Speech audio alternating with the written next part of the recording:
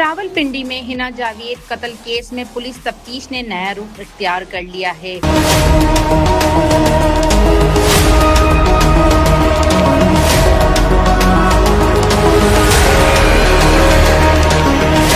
Askari apartments लाकड़ती में बेदर्दी से कत्ल की जाने वाली हिना जावेद के कत्ल केस में घरेलू मुलाजिम ज़ीशान के दौरान तफ्तीश दिए गए पैगामात ने कई अहम सवालात खड़े कर दिए हैं। देखिए अनस शेख की ये रिपोर्ट। पुलिस जराये के मुताबिक ज़ीशान ने दौरान तफ्तीश 3 मुख्तलिफ बयानात दिए। पहले बयान में उसने दावा किया कि फैसल असगर इमाम के साथ मिलकर हिना जावेद को मंसूबाबंदी के तहत कत्ल किया गया। दूसरे बयान में ज़ीशान ने मौक़िफ़ इख्तियार किया कि कत्ल उसने अकेले किया, जबकि तीसरे बयान में उसने इंकिशाफ किया कि मियां बीवी के दरमियान झगड़े के दौरान उसे बुलाया गया, जहां उसने फैसल इमाम की मदद की। पुलिस तफ्तीश के मुताबिक झगड़े के दौरान हिना जावेद ने वहां से भागने की कोशिश की, ताहम दोनों ने उसे पकड़ लिया। मकतूला ने मज़ाहमत की, जिसके बाद मुबैना तौर पर उसका गला दबाकर उसे कत्ल कर दिया गया। लेकिन कहानी यहीं खत्म नहीं हुई। पुलिस जराये के मुताबिक कत्ल के बाद वाक़ये को खुदकुशी का रंग देने की मुबैना मंसूबाबंदी की गई। बाथरूम में शावर के साथ तार से लटकाने और बाद में वाक़ये को नामालूम अफराद की कार्रवाई जाहिर करने जैसे मुख्तलिफ मौक़िफ़ पर गौर किया गया। यानी तफ्तीश में सामने आने वाले बयानात के मुताबिक कत्ल के बाद असल वाक़या छुपाने और उसे खुदकुशी जाहिर करने की मुबैना कोशिश भी की गई। अब पुलिस ज़ीशान के बदलते हुए बयानात, जाए वक़ुआ के शवाहिद और दीगर शवाहिद को सामने रखते हुए केस की कड़ियाँ जोड़ने में मसरूफ है। हिना जावेद को किसने कत्ल किया, कत्ल की असल वजह क्या थी और क्या वाक़ये को खुदकुशी का रंग देने की कोशिश की गई, इन सवालात के जवाबात पुलिस की मज़ीद तफ्तीश और फॉरेंसिक शवाहिद से सामने आएंगे।